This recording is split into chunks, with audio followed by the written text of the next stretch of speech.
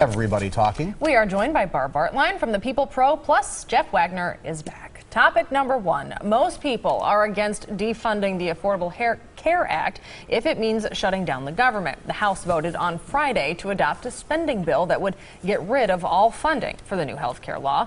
Should the government be able to shut down in order to stop the Affordable Health Care Act? Folks, what do you think? No. No, I mean, I think this is... I think this is an example where Republicans have this amazing ability sometimes to snatch defeat from the jaws of victory. I personally believe, and maybe I'm going to be wrong, but I personally believe that Obamacare, the Affordable Health Care Act, is going to be an absolute train wreck. The only way politically you blow it is by doing something like shutting down the government to try to stop it. And I'm not even sure that stops it because it's an entitlement. This would be disastrous public policy. Yeah, and you know what? I'm not surprised to read and hear that the majority of Americans are opposed to this. There's a lot of us that are just really tired of the politicking and the game playing in Washington. And personally, I don't want the government shut down even for a day. Very costly, very expensive, lots of problems.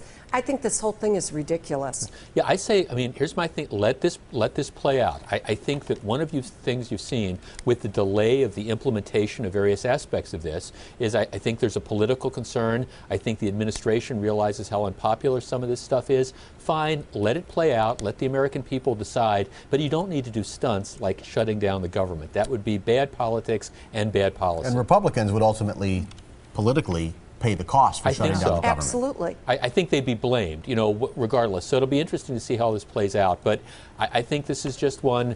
I don't think the Republicans got blamed for the government shutdown in the mid-90s. This could happen again. Let's let Obamacare be implemented and see what people think about it. See what happens. All right, end topic one. Coming up, why parents are threatening to sue a former NFL player, and his home was actually trashed by some teenagers. It's hot, and our viewers' choice topic of the day. Again, we have Barb Bartlein here. She's the People Pro, and Jeff Wagner, well, you know him from the radio. Okay, a new report out shows that staff members are struggling to keep drugs out of rehab centers. Some addicts are convincing their families and friends to smuggle drugs into rehab for them. So the question, should more be done to keep drugs out of these kinds of centers? Well, sure, more should be done, but I got to tell you, it's hard. Years ago, I worked at DePaul Hospital, and addicts are very, very creative and show a lot of ingenuity when it comes to getting their product of choice.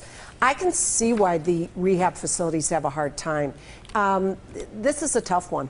This is actually, I mean, in another life, back in another life, I used to chase drug peddlers. This was always one of the big problems you had because, while, look, it's tough with rehab, but a lot of people would go into rehab, and what they would end up doing is they would just make better contacts. There were people who would come out of rehab much better positioned to be a drug dealer or whatever because they had expanded their source of knowledge. And it's not the fault of the rehab facilities. They do the very best they can. But this is an issue that's been around for decades, and it's not going anywhere, I don't think.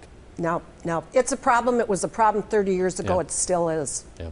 Okay, right. Let's do the lightning round now. Yeah, a former NFL player's home was trashed by hundreds of teens who had a party inside. So Brian Holloway posted the identities of those teens on social media. Now the parents are threatening to sue him for identifying their children.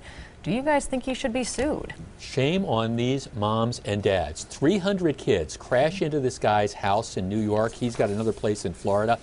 They do tens of thousands, hundreds of thousands of dollars worth of damage. They take pictures of themselves, post it on social media. He just reposts them, identifying the kids, and mom and dad are sorry and upset that their snowflakes are identified as breaking into this guy's house. No sympathy for me, sorry.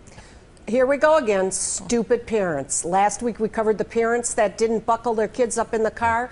Well, I think these are the same parents, actually, only with their kids a little bit older. Basically, what they're telling their kids is you don't have to take responsibility.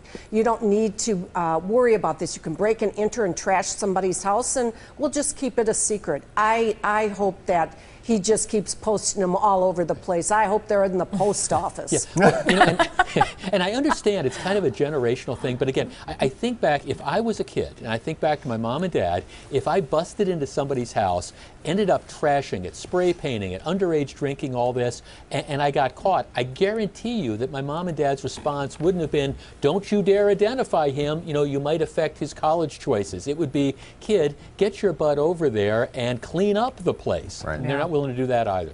All right. Thank you both. The What's Hot discussion will continue online. You can find that page at tmj4.com/hot. Well, coming up, Storm Team